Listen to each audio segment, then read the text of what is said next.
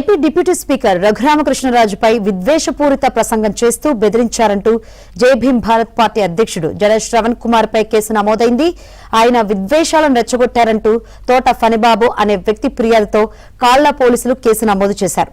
మరోవైపు ఉండి నియోజకవర్గంలో పలుచోట్ల జడ శ్రవణ్ కుమార్ దిష్టిబొమ్మను టీడీపీ నేతలు దగ్ధం చేశారు.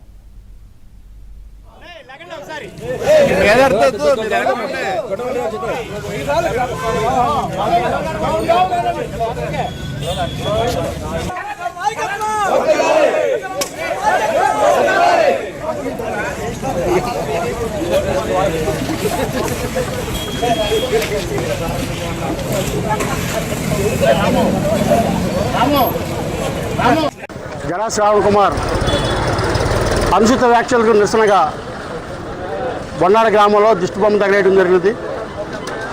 నిజంగా ఈ కుమారులు ఆపుకోటు పుల్లుకోటు కుమారులు చదువుకున్నారో దూడ కాశారో మాకు అర్థం కావట్లా.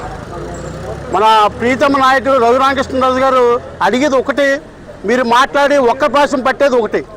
ఆయన అడిగేది ఏంటి, డాక్టర్ బిఆర్ అంబేద్కర్ గారు రాసిన రాజ్యాంగంలో ఏముందో అదే అమలు జరపమని క్లియర్గా ఆయన ఒక్కాడిని చెప్తున్నారు.